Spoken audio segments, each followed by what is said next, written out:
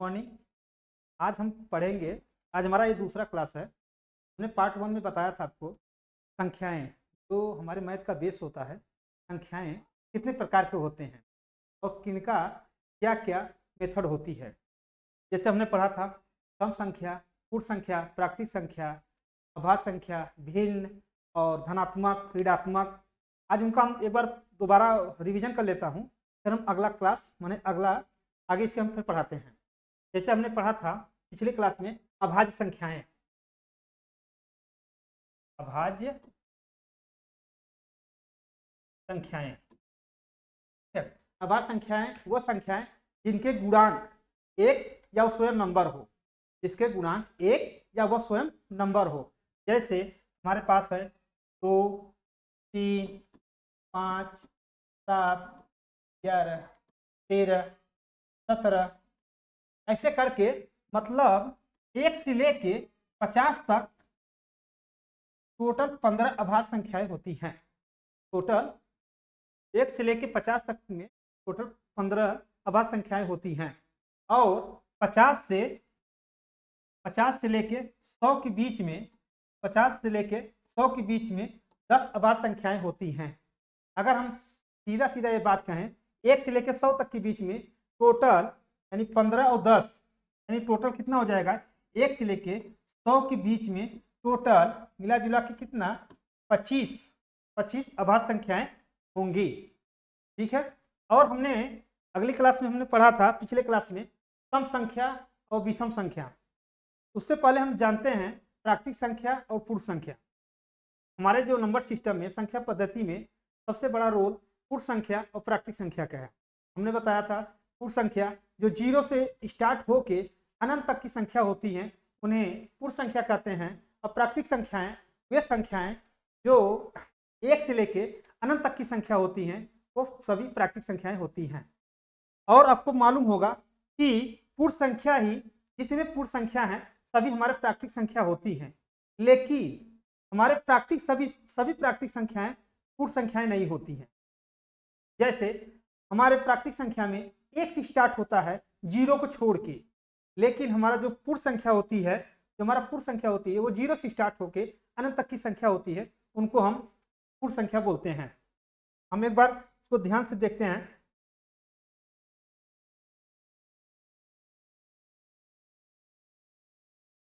यानी पूर्ण संख्या, पूर्ण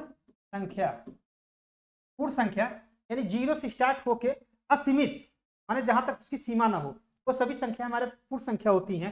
यानी 0 से लेके इनफाइनाइट यानी असीमित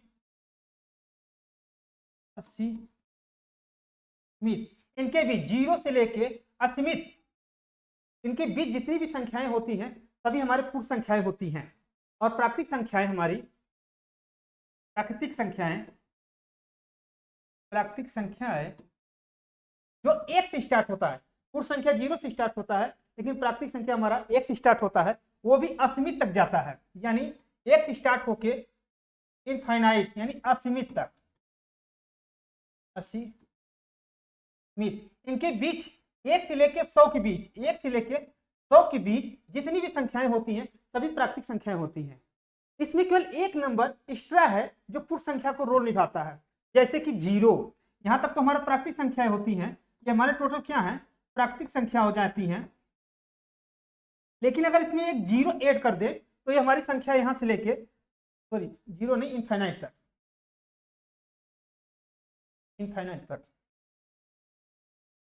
इनफाइनाइट तक प्राकृतिक संख्या होती है। अगर इसमें 0 हम ऐड कर दें, 0 हम क्या कर दें इसमें ऐड कर दें तो हमारा पूर्ण संख्या हो जाएगी। ठीक है। हमको यह विश्वास हो गया होगा कि आपको पूर्ण संख्या और प्राकृतिक संख्या में अंतर और किसको कौन सी संख्या बोलते हैं। यानी पूर्ण संख्याओं को ही हम प्राकृतिक संख्या बोल सकते हैं, लेकिन सभी प्राकृतिक संख्या को हम पूर्ण संख्याएं नहीं बोल सकते, क्योंकि प्राकृतिक संख्या में 0 हमारा नहीं होता है। अब हम पढ़ेंगे सम संख्या और विषम संख्याएं। सम संख्या और विषम संख्याएं हम पढ़े अगले टॉपिक हमारा है सम संख्या क्या होता है। हमें पता है कि जो हमारी कुछ संख्याओं में जो 5 नंबर होते हैं, यानी कितनों बड़े अंक का संख्या हो, 1 अंक, 2 अंक, 3 अंक या 10 अंक हो, अगर उसका इकाई अंक 2 से विभाज्य हो, यानी 2 से भाग देने से पूरी तरह वो कट जाता है, तो हमारी संख्याएं सम संख्या कहलाती हैं। इसका दूसरा रूल है कि जिस संख्याओं के आखिरी अंक यानी 0 हो, 2 हो, 4, 6, 8, यानी 2 हो, 0, 2, 4, 6, 8, ये 5 संख्या अगर संख्या के आखिरी में नंबर हो तो पूरी संख्या क्या है, हमारी सम संख्या हो जाती है। इसी के उल्टा हमारा क्या होता है, विषम संख्या, यानी विषम संख्या वे संख्याएं जिनकी आखिरी संख्या हमारा 1, 3, 5, 7, 9, आखिरी संख्या उनका 1, 3, 5, 7, 9 हो, वो हमारी पूरी संख्या क्या होती है, विषम संख्याएं होती हैं। जैसे 1, 3, 5, 7, 9, ये 5 संख्याएं अगर उनका इकाई अंक 5 संख्याओं से अगर मैच करता है या इनके जैसा ही है तो हमारी संख्या, पूरी संख्या क्या हो जाती है, प्राकृतिक संख्या विषम संख्या हो जाती है। ठीक है, अगला हम पढ़ते हैं, अगला हम लेते हैं, अगला हमारा टॉपिक था पूर्णांक। हमारा अगला टॉपिक था पूर्णांक। पूर्णांक किसे कहते हैं, पूर्णांक से पहले हम पढ़ लेते हैं परिमेय संख्या और अपरिमेय संख्या।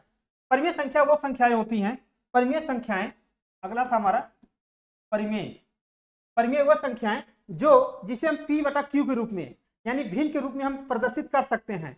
p/q यानी यानी भिन्न के रूप में डिनोट करें, लेकिन q बराबर हमारा 0 नहीं होना चाहिए, जहां पे हमारा हर 0 नहीं होनी चाहिए। ऐसी संख्याओं को हम परिमेय संख्या बोलते हैं। अगर सभी संख्याएं हमारे भिन्न के रूप में नहीं होता है, वो स्वतंत्र अवस्था में केवल 1 नंबर का होता है, तो भी बच्चे कंफ्यूज हो जाते हैं या वो सोचने लगते हैं कि ये p/q के रूप में नहीं है, यानी ये भिन्न के फॉर्म में नहीं है, भिन्न के रूप में नहीं है, तो ये परिमेय संख्या कैसे होगा। हम ये जानते हैं कोई स्वतंत्र नंबर हो, सपोज 8 ले लो, सपोज 8 हम जानते हैं स्वतंत्र है, ना तो इसमें हर है ना तो अंश है, लेकिन इतना हमको बचपन से सिखाया जाता है जो संख्या स्वतंत्र में होती है उनके नीचे 1 मानते हैं, हर के रूप में यहाँ 1 हो जाता है। अब यह संख्या हमारा p/q के रूप में हो गया, के रूप में हो गया, इनको हम परिमेय संख्या बोल सकते हैं, इनको हम परिमेय संख्याएं बोलते हैं या बोल सकते हैं। 8 हो, 8/1, 5/1, 8/1, 6/1, ये जो 1 होता है, 1 अक्सर हम प्रदर्शित नहीं करते हैं, लेकिन इतना हमको ज्ञात रहता है कि जिन संख्याओं के हर के रूप में कोई नंबर नहीं होता है उनके नीचे हम 1 मानते हैं, प्रदर्शित नहीं करते बट मानते हैं उनके नीचे 1 है। अब यह p/q के रूप में हो गया है, इसे परिमेय संख्या बोलते हैं। अब परिमेय संख्या उनको बोलते हैं जो दशमलव के रूप में हो, जिसका पूरी सीमित तक डिवीजन ना जाए, जिसका पूरी सीमित तक उनका वैल्यू या उनका मान ना ज्ञात हो, उनको हम अपरिमेय बोलते हैं। या जो कड़ी के रूप में होता है, जैसे हम आपको दिखा रहे हैं, जो कड़ी के रूप में अपरिमेय संख्या जो p/q के रूप में ना हो, या जिसका मान हमें पूरी तरह से ज्ञात ना हो, सीमित तक ना मान ज्ञात हो। जैसे या तो कड़ी के रूप में हो, यानी कड़ी में अगर कोई नंबर आ गया 3, कड़ी में 2, या अगर हमने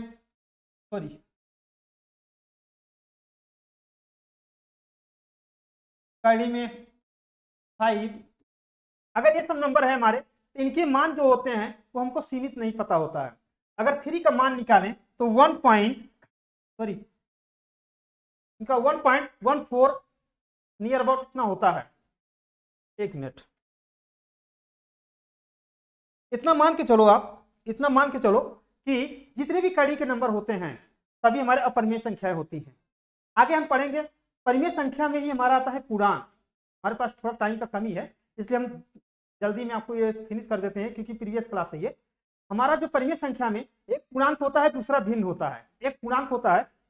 होता है, जो आपको हम दिखाने जा रहे हैं।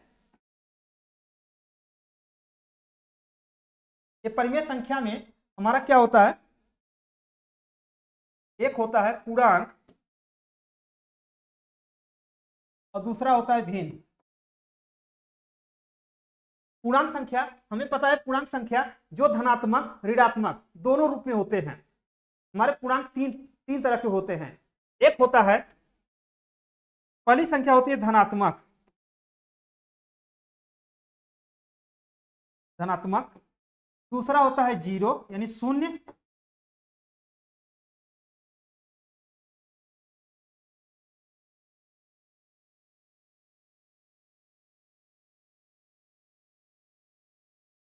शून्य,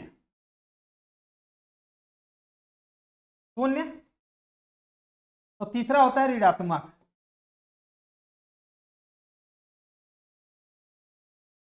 मार्कर क्या थोड़ा फास्ट हो जाता है ना, इसलिए स्लिप हो जाता है। ठीक, हमें पता है पूर्णांक में धनात्मक संख्या, शून्य और ऋणात्मक संख्या, ये तीनों हमारे पूर्णांक में आते हैं। आपको पता है जिसकी सिंबल के सामने, जिस नंबर के सामने प्लस का चिन्ह हो उसको हम धनात्मक संख्याएं बोलते हैं, और जिस नंबर के सामने या उसके सामने अगर ऋण का चिन्ह हो यानी माइनस का चिन्ह हो उसको हम ऋणात्मक संख्याएं बोलते हैं। और शून्य ना तो धनात्मक होती है और ना ही ऋणात्मक होती है, इसको हम गैर, शून्य से, धनात्मक से और शून्य के बीच में जितनी संख्याएं आएंगी उनको हम गैर ऋणात्मक संख्याएं बोलेंगे, और जो शून्य से ऋणात्मक के बीच में जितनी संख्याएं आएंगी उनको हम गैर ऋणात्मक संख्याएं बोल सकते हैं। अब हम पढ़ेंगे पूर्णांक में धनात्मक और ऋणात्मक, सॉरी ये तो हमने पढ़ लिया है। अब पढ़ेंगे धनात्मक संख्याओं में, धनात्मक संख्याओं में भाज और अभाज, सॉरी भाज और यूनिटी यानी इकाई अंक। ठीक, जो हमने अभाज्य संख्याएं पढ़ लिया है। अब आगे हम पढ़ेंगे अंकों से बने नंबर, 2 अंकों से बने नंबर, 3 अंकों से बने नंबर, या बड़ी संख्या या छोटी संख्या क्या होती है। आज हम वो पढ़ने वाले हैं जो हम ले रहे हैं। सिर्फ बोला जाता है, आपको इतना सिखाया गया होगा कि सबसे छोटी संख्या और सबसे बड़ी संख्या। अगर बोला जाए एक नंबर का यानी एक अंक का सबसे बड़ी संख्या क्या होती है, एक अंक का सबसे बड़ी संख्या क्या होती है, तो हमें बचपन से सिखाया गया है।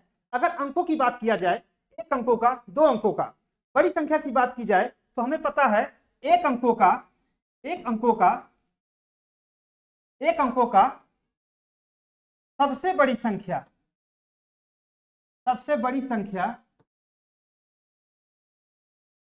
क्या होती है। एक नहीं हो सकता, 2 नहीं हो सकता, 3 नहीं हो सकता, आखिरी एक अंक का संख्या होती है 9। एक अंकों का सबसे बड़ी संख्या 9 होता है। इसी जगह हम बोलते हैं एक अंकों का सबसे छोटी संख्या क्या होती है। एक अंकों का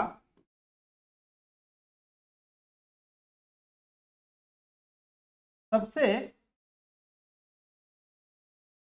छोटी संख्या क्या होगा, 0, क्योंकि 0 से स्टार्ट होता है, 0 का वैल्यू कुछ नहीं होता है, यानी अगर संख्या के पहले लगा हो तो कोई मान नहीं होता है, अगर वो संख्या के पीछे 0 लगा हो तो उसका मान उसके गुना बढ़ता जाता है। आप लोग समझ रहे होंगे कि हम बात कर रहे हैं एक अंकों का सबसे छोटी संख्या, हम 0 ना तो संख्या के पीछे लगने पे उसकी वैल्यू उतना गुना बढ़ जाती है और संख्या के पहले होने से उसका मान नहीं होता है। इसलिए हम जानते हैं एक अंकों का सबसे छोटी संख्या 1 होती है, सॉरी 0 होती है। ठीक है, एक अंकों का सबसे छोटी संख्या 0 होती है।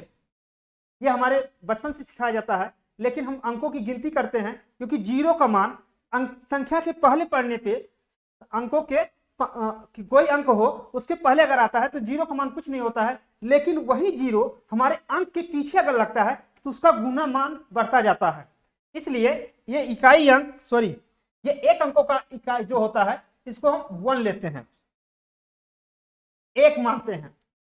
अगर हमें बोल दिया जाए 2 अंकों का सबसे बड़ी संख्या, बोल दिया जाए 2 अंकों का सबसे बड़ी संख्या, जब कभी आपको ऐसा सवाल आए 2 अंकों का बड़ी संख्या, 3 अंकों का सबसे बड़ी संख्या, तो आपको कुछ नहीं करना है, बस इतना ध्यान रखना है कि जितने अंकों की बात की जाए, जितने अंकों की बात की जाए उतनी बार हमको 9 लिखना होगा, 9 उतनी बार लिख दो, वो सबसे बड़ी संख्या हो जाएगी। अगर हम देखें एक अंकों का सबसे बड़ी संख्या बोल दिया जाए, सॉरी एक अंकों का सबसे छोटी संख्या बोल दिया जाए, 1 होता है। अगर एक अंकों का, 2 अंकों का सबसे छोटी संख्या बोल दिया जाए, सबसे छोटी संख्या 2 अंकों का बोल दिया जाए तो क्या हो सकता है, 10 हो सकता है। जैसे आपके पास एग्जांपल है, अगर हमने बोल दिया 3 अंकों का सबसे बड़ी संख्या, 3 अंकों का सबसे बड़ी संख्या, तो हम क्या करेंगे, 3 अंकों का सबसे बड़ी संख्या बोला है तो हम 3 बार 9 लिखते हैं, यानी 9 फिर 9, यानी 999 यह 3 अंकों की सबसे बड़ी संख्या है। उसी प्रकार अगर बोल दिया जाए 4 अंकों का सबसे छोटी संख्या, 4 अंकों की सबसे छोटी संख्या क्या हो सकता है, तो हमें सबसे पहले 1 लिखना है जो लिखा हुआ है। इसके बाद एक संख्या तो 9 1 हो गया है, अब इसके बाद 3 जीरो बढ़ाएंगे। क्या बढ़ाएंगे? 3 जीरो, यानी 1000। 4 अंकों की सबसे छोटी संख्या अगर बात की जाए तो 1000 होता है। हमें इतना पता हो गया होगा कि आप लोगों को सबसे बड़ी संख्या और सबसे छोटी संख्या लिखने में कोई दिक्कत नहीं होगा। यानी हम आगे बताते हैं आपको 4 अंकों की सबसे बड़ी संख्या, 4 अंकों की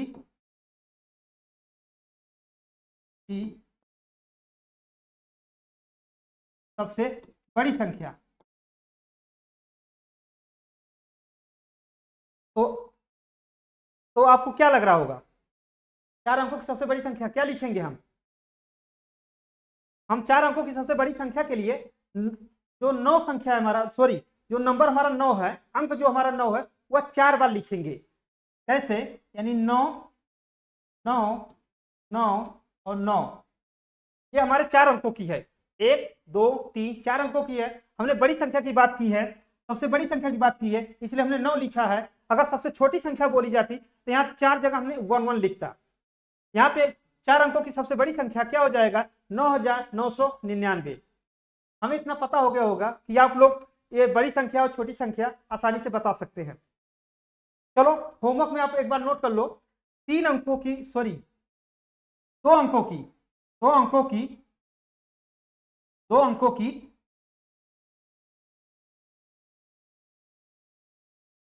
2 अंकों की बड़ी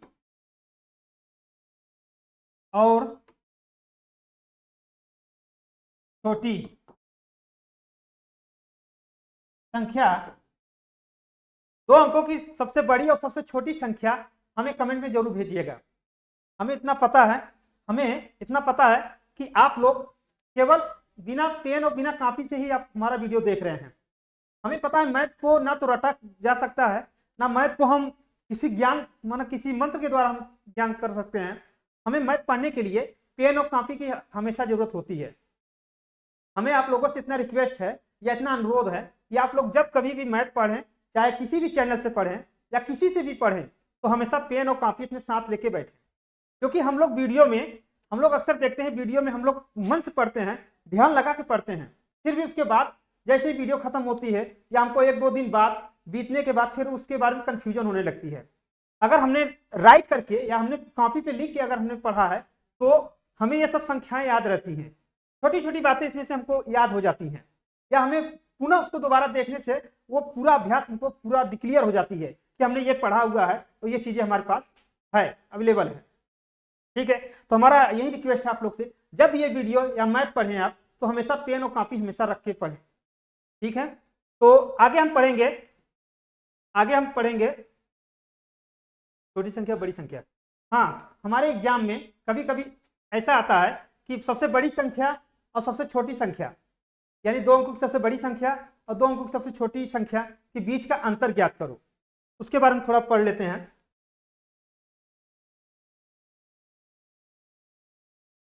हमें प्रश्न में आता है या हमारे कंपटीशन में आता है या प्रतियोगी परीक्षाओं में आता है कि 3 अंकों की सबसे बड़ी संख्या, 2 अंकों की सबसे छोटी संख्या, बीच का अंतर क्या है या उनका योग क्या है, या बड़ी संख्या 2 अंकों की बड़ी संख्या या 2 अंकों की छोटी संख्या, इनका गुणनफल क्या आएगा। तो उससे ज्यादा घबराने की जरूरत नहीं है, आपको मैं बता रहा हूं, उसी आधार पर आप कीजिएगा। जैसे प्रश्न आया हमारा, 2 अंकों की सबसे बड़ी संख्या और 3 अंकों की सबसे छोटी संख्या के बीच का अंतर क्या है। अक्सर लोग बोलते हैं कि अंतर का मतलब उनके बीच के संख्या के बीच के संख्याओं को गिनती करना। अंतर का मतलब यह होता है जो बड़ी संख्या होती है, बड़ी संख्या में छोटी संख्या घटा देने पे जो संख्या आती है वही हमारा अंतर होता है। जैसे हमने बोला 2 अंकों की, तो 3 अंकों की,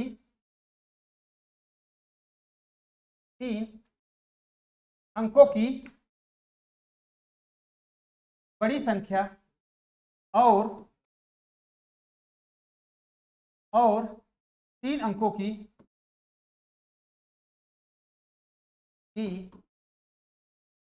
सबसे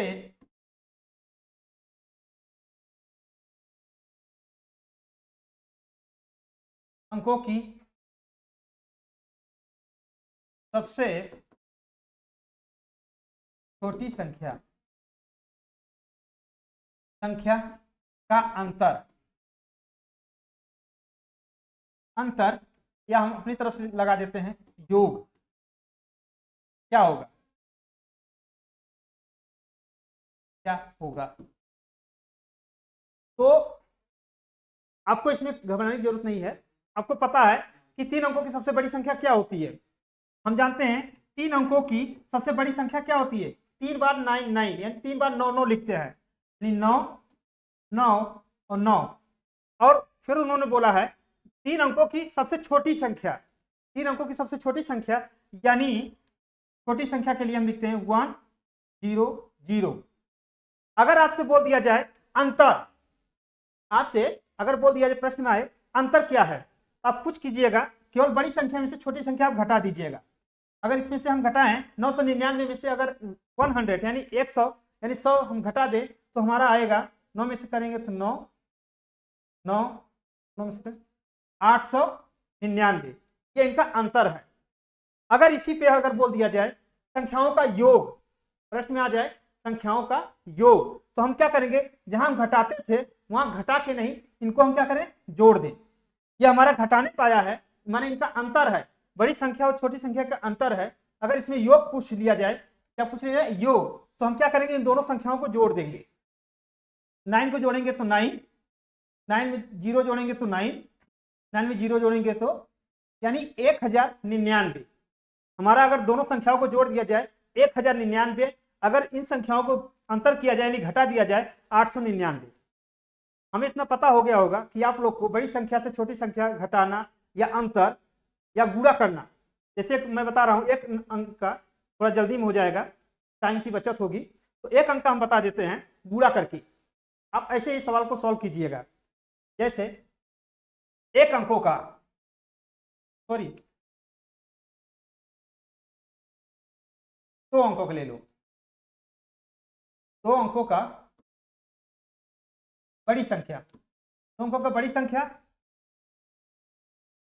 9 2 अंकों का छोटी संख्या यानी 10। अगर प्रश्न में आ गया 2 अंकों का सबसे बड़ी संख्या और 2 अंकों का सबसे छोटी संख्या का गुणनफल ज्ञात कीजिए, आपको कुछ नहीं करना, 2 अंकों का बड़ी संख्या यानी 99 और 2 अंकों का सबसे छोटी संख्या 10, इन दोनों को आपस में मल्टीप्लाई कर देते हैं। इन दोनों को आपस में मल्टीप्लाई करेंगे, आपको इतना पता है 10 से 100 से 1000 से जितनी बार गुणा करो, जिस भी नंबर से गुणा करोगे आप तो नंबर वही आएगा, क्योंकि 99 का गुणा 1 से करेंगे तो 99 ही आएगा, और जो उसके साथ जुड़ा हुआ 0 है वो उसके साथ ऐड कर लेते हैं, यानी 99 का गुणा अगर 1 में करो तो 99 आएगा, 99 आएगा, इसके साथ जुड़ा एक 0 है, एक 0 कर देते हैं, यही इनका गुणनफल है 990। अगर 99 का 1 में गुणा करो तो 99 आया, जो इसके साथ जुड़ा 0 है, एक 0 का लाइन 2 0 ले लो। अगर सपोज मैं गुणा बता रहा हूं, ये अगर 99 में हमको 100 का गुणा करना है तो आपको 99 का गुणा हमेशा 1 में कर दीजिएगा, और जो इसके उसके साथ जितना 0 हो वो 0 इसके सामने लगाते जाओ। अगर हमने मान लो 1000 का गुणा कर दें तो 99 का गुणा 1 में करो, 99 एक 0 बढ़ा दो। ये छोटी छोटी जो साइड ट्रिक है ये आपको अपने मन में या अपने ध्यान में रखना पड़ेगा। जब कभी हमें परीक्षाओं में बैठना होता है तो उस समय हमारे पास टाइम कम होता है, तो बच्चे कंफ्यूज होकर जल्दबाजी में गुणा करने लगते हैं। आपको इन सब का अभ्यास अपने मन में या अपने छोटी छोटी चीजें जो हैं अपने माइंड में रखना पड़ेगा, क्योंकि हमारे पास इतना टाइम नहीं रहेगा, जब तक हम क्वेश्चन पढ़ेंगे तब तक हमारे क्वेश्चन का बारी आ जाएगी। इसलिए हमें छोटी छोटी गुणा जो है, ये मल्टीप्लाई जो छोटे छोटे हैं, इनको अपने माइंडली से करना पड़ेगा। कॉपी का हमको हेल्प नहीं लेना पड़ेगा उस टाइम, हमको डायरेक्टली इनको गुणा करके अंदाजा लगा लेना है कि हमको कितना इसमें लिखना है। जैसे हमने बोल दिया, सॉरी हम पढ़ा रहे थे आपको 2 अंकों की बड़ी और 2 अंकों की छोटी संख्या का गुणन, आपको समझ में आ गया होगा। आगे हम बताते हैं आपको गुणा, आगे हम बताते हैं 2 अंकों का गुणा। जैसे आपके साथ 0 हो, आपको जब 2 अंकों का गुणा करना हो तो आप ये देखिएगा कि यह गुणा 10 से हो रहा है, 100 से हो रहा है, 20 से हो रहा है, 50 से हो रहा है, माने 0 वाले नंबर से अगर गुणा हो रहा है तो डायरेक्टली आपको ऐसे करना है। जैसे 10 का गुणा अगर हमको 20 में करना है आपको इतना ध्यान होनी चाहिए, जीरो कितने इसमें 2, डबल जीरो लगा लो। अब एक का गुणा हमेशा 2 में कर दो, एक का गुणा 2 में करोगे तो कितना आएगा 2, एक जीरो इसका एक जीरो इसको, यानी 20 का गुणा अगर 10 में करेंगे तो 200 आएगा।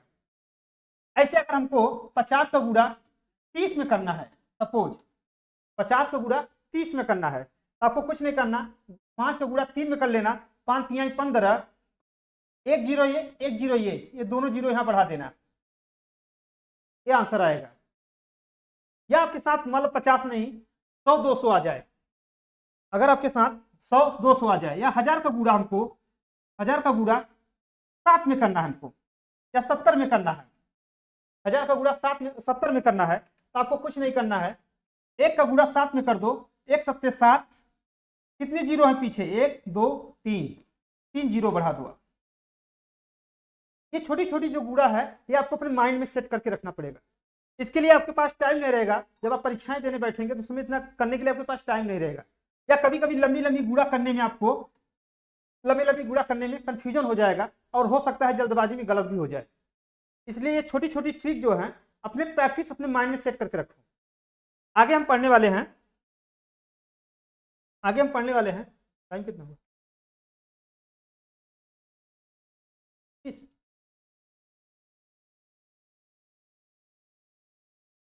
आगे हम पढ़ेंगे जो हमारे नंबर सिस्टम का अगला पॉइंट होगा, हमारे नंबर सिस्टम का जो अगला पॉइंट होगा, अगला क्लास जो होगा वो होगा नंबर का इकाई अंक।